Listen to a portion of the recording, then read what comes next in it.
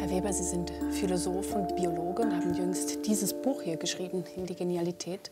Darin sagen Sie, dass unser Weltbild zu einem Ende gekommen sei. Da frage ich mich, welches Weltbild denn? Und würden solche Überlegungen und Überzeugungen, wie sie Saskia Mittendorf mitgeteilt hat, eine Alternative bieten? Das Weltbild, das an sein Ende kommt, ist der Dualismus. Und der Dualismus heißt, dass wir den Menschen als gesondert vom Rest der belebten Welt oder auch vom Rest des Kosmos betrachten. Und damit geht wirklich eine lange geistesgeschichtliche Epoche zu Ende.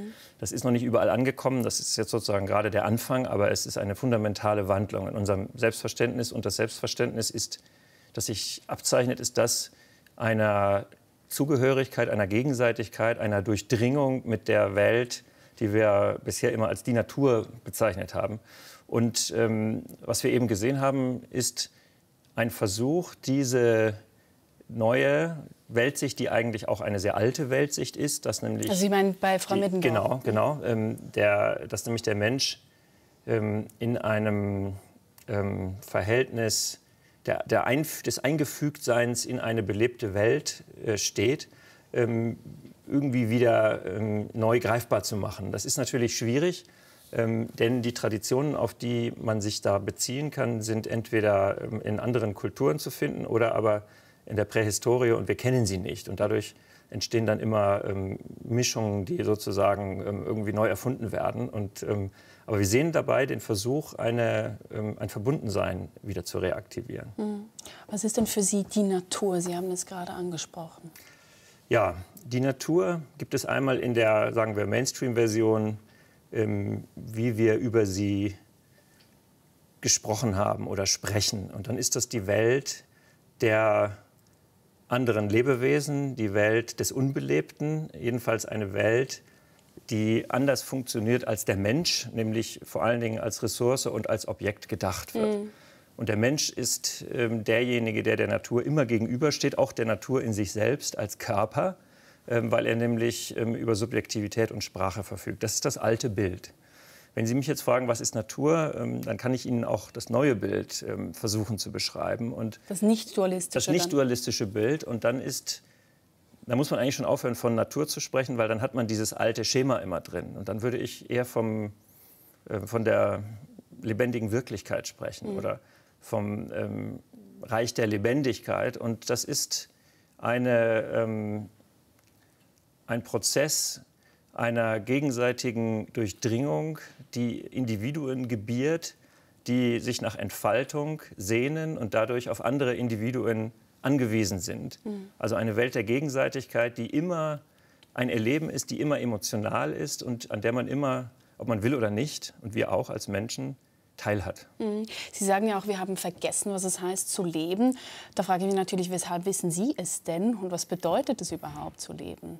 Ja, ich weiß es, weil ich lebe und Sie wissen es auch, weil Sie auch leben. Und jedes Wesen weiß, oder weiß ist vielleicht schon zu menschlich gesagt, spürt, erfährt, was es heißt, am Leben zu sein. Jedes Wesen, und das können wir auch den Wesen anschauen, drängt zum eigenen Sein hin, zur eigenen Entfaltung, zur Blüte und hat entsprechend auch eine Erfahrung, wie gut das funktioniert. Ja, also eine Erfahrung von gut oder schlecht, eine Erfahrung von Gelingen oder Misslingen, die wir auch aus uns selber sehr gut kennen. Aber Sie sagen, Sie wissen es, ich weiß es. Weswegen konnten wir es denn vergessen?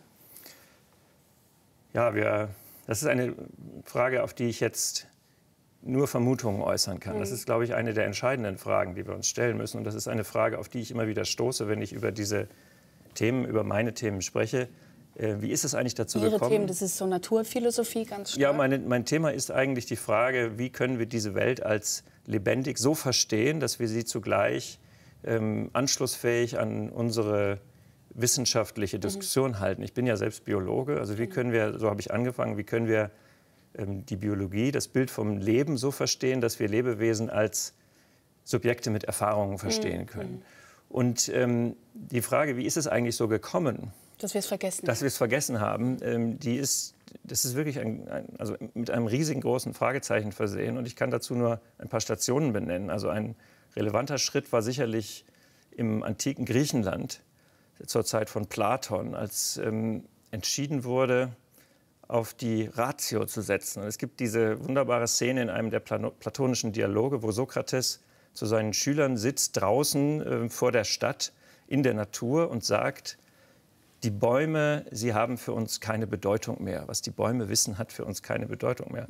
Und das ist in diesem platonischen Dialog nachgezeichnet, ist der Abschied von einem Weltbild, in dem alles andere so ist wie wir, alles andere also auch lebt und alles andere auch Person ist. Wie ist das gekommen? Eine Vermutung ist, es gab die Hoffnung, dass wir, wenn wir uns auf unsere rationale Kontrolle verlassen, den Tod abschaffen. Und wir jagen dem immer noch nach und erleben gerade, dass wir ihn vielleicht auf diese Weise immer wieder auf neue, je nach Epoche unterschiedliche Art und Weise erst recht einladen. Aber das wäre eine Idee. Das ist die Hoffnung, wir nehmen das selbst in die Hand und sind dann nicht mehr sterblich. Ihr angestrebtes neues Weltbild hängt eben sehr stark auch mit diesem Begriff Indigenialität zusammen. Können Sie das erläutern? Was meint denn Indigenialität? Ja, das ist erstmal natürlich ein Wortspiel, das viel verspricht. Also es geht darum, dass die indigenen Kulturen etwas Geniales haben und auch etwas, was unsere Kultur vielleicht gerade jetzt dringend brauchen kann. Ganz kurz global zusammengefasst kann man sagen, und das schließt an Ihre Frage von eben an, dass in unserer Zivilisation schon lange eine fundamentale Regel gilt. Und die Regel könnte man vielleicht beschreiben mit: Versuche unter allen Umständen, deinen Tod zu vermeiden. Und in indigenen Kulturen gilt eine andere Regel, und die lautet: Alles lebt. Und deswegen versuche unter allen Umständen in Gemeinsamkeit das Leben zu nähren, das Leben zu bewahren. Und so ist also der erste wichtige Punkt, wenn man sich indigene Kulturen anguckt. Es gibt ja noch ein paar und wir finden natürlich auch historisch sehr viele, dass alles als belebt gilt und dass man mit all dem, was belebt ist, auch irgendwie kommunizieren kann. Das Zweite ist, das ist auch sehr wichtig, es gilt alles als eine gegenseitige Hervorbringung von Fruchtbarkeit. Das heißt, Indigene machen nicht ihr Ding und nutzen Ressourcen, sondern Indigene befinden sich in einer Gegenseitigkeit, man würde mit dem alten deutschen Wort sagen, in einer Allmende. Ja, Commons sagt man heutzutage, also in einer Gemeingüterwirtschaft, ja.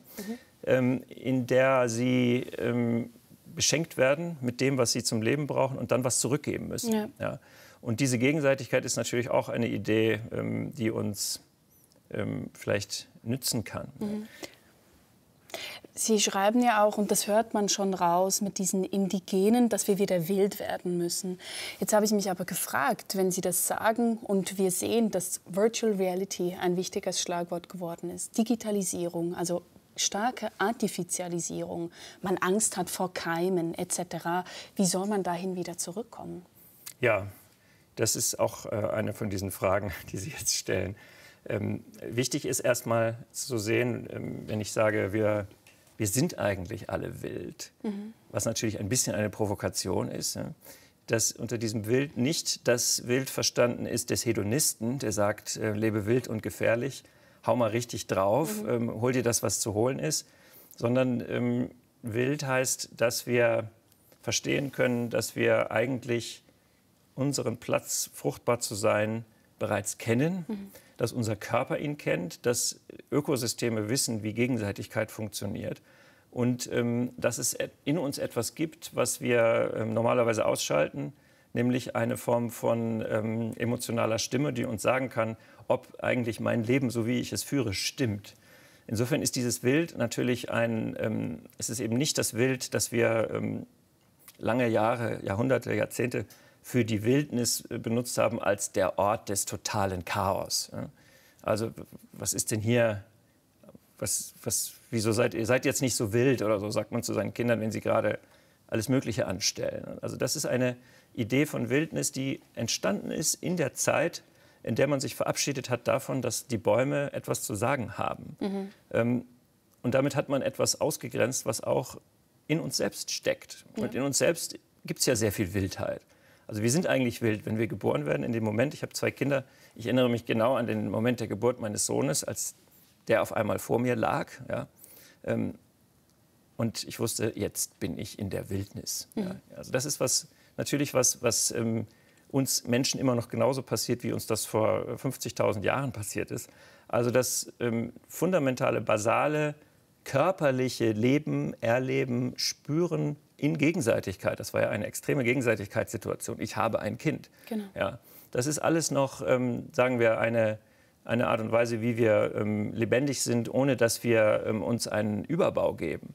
Und da haben wir auch, dazu haben wir Gefühle. Und diese Gefühle leiden, wenn wir uns dazu entscheiden, auf all das nicht mehr zu achten. Ja, und was Sie beschrieben haben mit dieser Artifizialität, das ist ja gerade darum gefährlich, weil es sich abkoppelt von dem, was unsere ureigenen Bedürfnisse sind.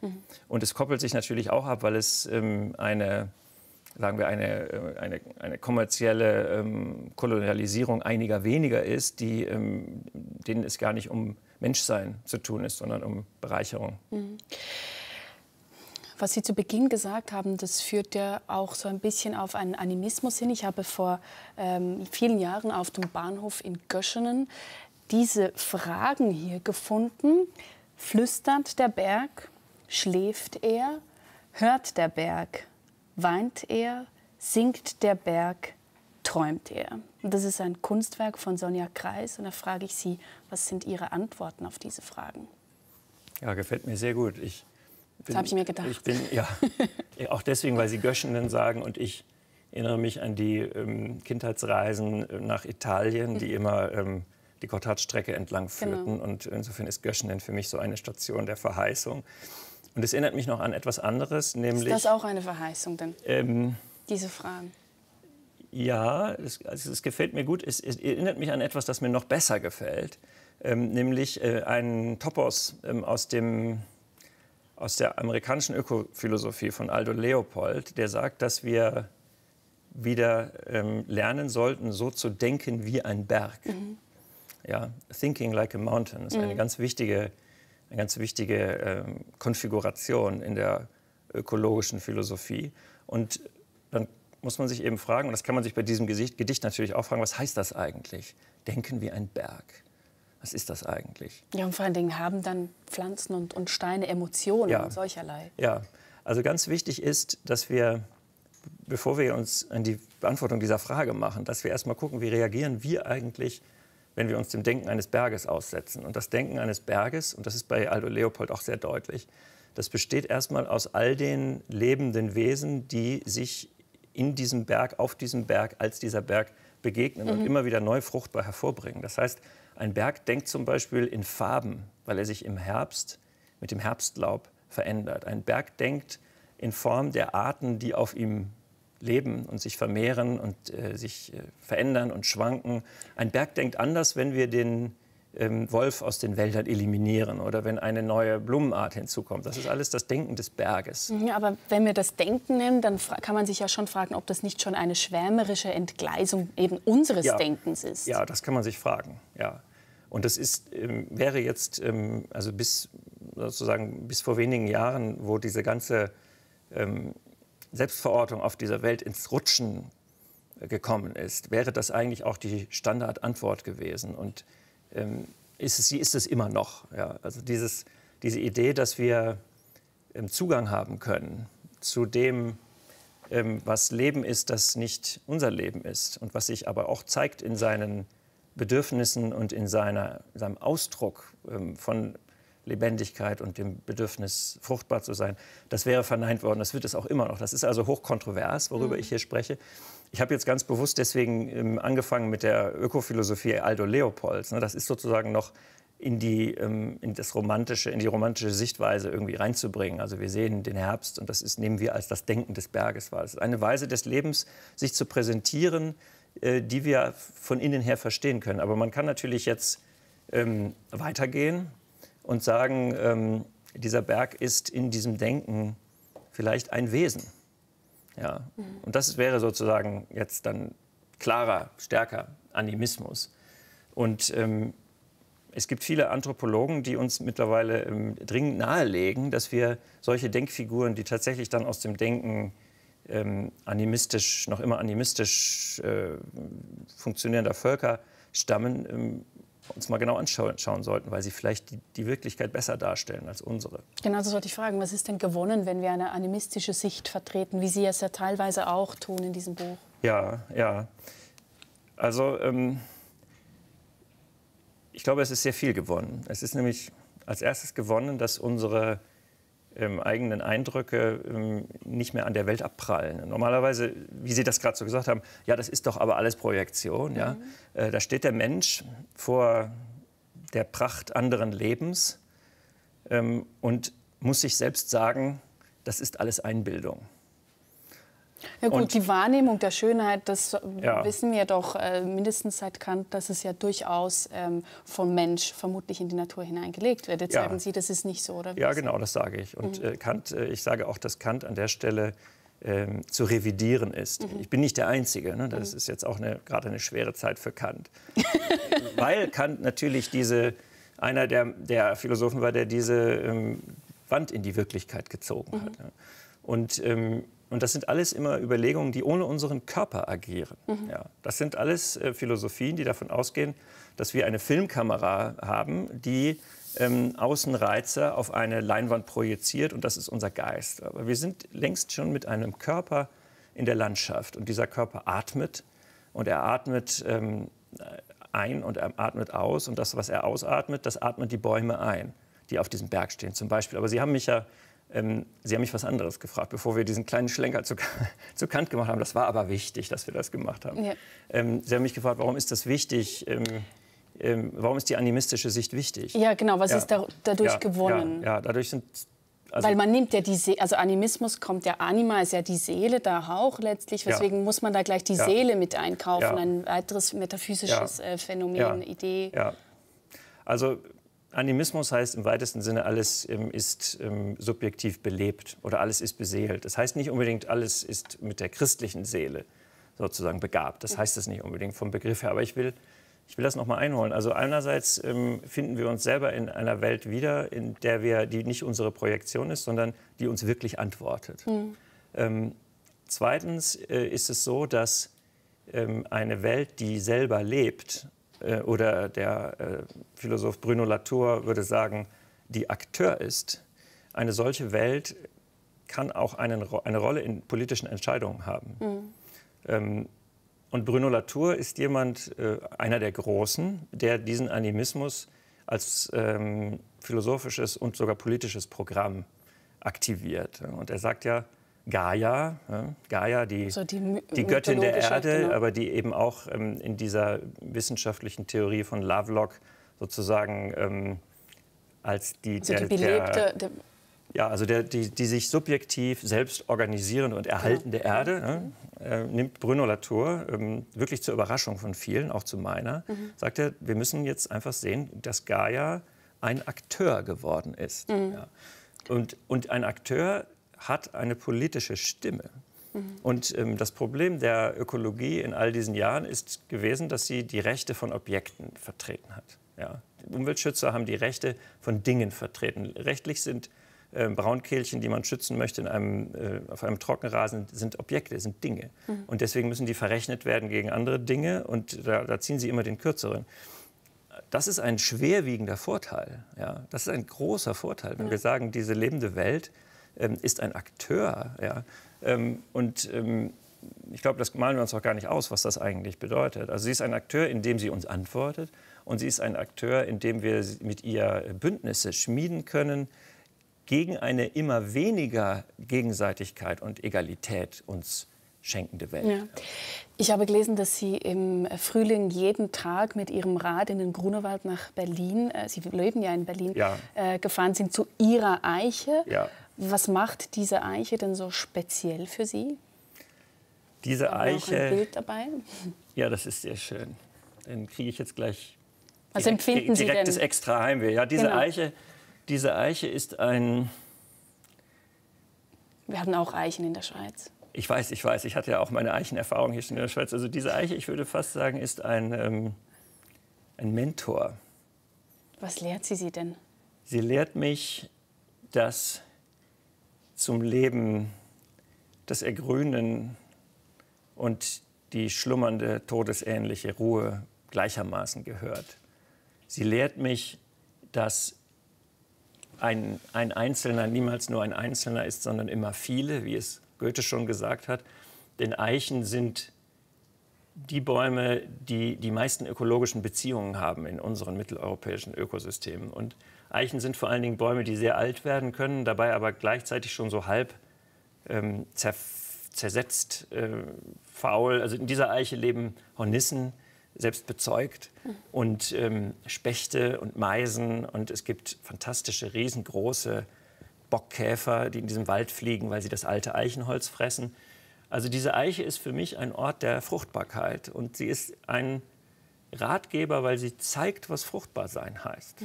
Das ist wirklich für mich eine immer wieder erneuerte Erfahrung. Ich war sehr erstaunt. Sie haben in demselben Text auch geschrieben, dass Sie eben die Eiche dann auch Ihrer zukünftigen jetzigen Frau vorgestellt haben. Und dann haben Sie zusammen eine Eiche gepflanzt in diesem Wald, illegalerweise vermutlich. Jetzt ist es raus. Jetzt ist, genau. Wir sagen nicht wo. Genau. Sie beschreiben das wie ein, wenn ich mich richtig erinnere, leidenschaftlicher langer Kuss. Ja. Genau, es war eine Fruchtbarkeitszeremonie. Ja. Ja. Genau, also sie hat mir diese kleine Eiche dann zum Geburtstag geschenkt, weil wir uns eben letztlich in dem Wald kennengelernt haben. Also unsere ersten Dates hatten wir im Wald und nicht auf einer Kaffeeterrasse. Und sie hat mir diese kleine Eiche geschenkt und im Winter hat sie dann erstmal eine Weile auf dem Balkon gestanden, weil der Boden gefroren war. Und dann haben wir uns entschlossen, jetzt müssen wir sie aber pflanzen, weil sonst ist es zu spät. Und wir haben diese Eiche in einer ganz sinnlichen Aktion dem Boden geschenkt und haben dieses Loch gegraben mit den Händen und wir mussten ja unauffällig sein, wir hatten kein schweres Gerät dabei.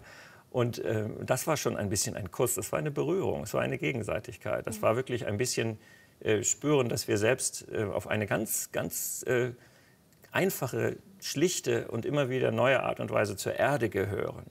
Und also das war sozusagen miterlebt und gleichzeitig bezeugt, weil wir dabei waren, weil wir es gemeinsam gemacht haben. Und dann kam dieser schreckliche Sommer und deswegen habe ich die Eiche jeden Tag begossen. Sie sind immer rausgefahren? Ich oder meine Frau, aber meistens ich oder wir beide. Aber ich, weil ich mehr Wasser tragen konnte. Also ich habe das dann auf dem Fahrrad transportiert oder im Rucksack. Wir haben diese Eiche gepäppelt, weil sie sonst vertrocknet wäre. Und sie hat es geschafft. Und jetzt geht sozusagen eine neue Saison los. Ja, das ist, für mich ist das eine Erfahrung wie ein Kuss, weil es eben eine Erfahrung des Aufblühens und Ergrünens ist. Und zu blühen ist, geküsst zu sein. Das ist für mich äquivalent. Ja. Der Patron der Ökologie, zumindest in der Kirche, ist ja Franz von Assisi, also der Gründer des Franziskanerordens.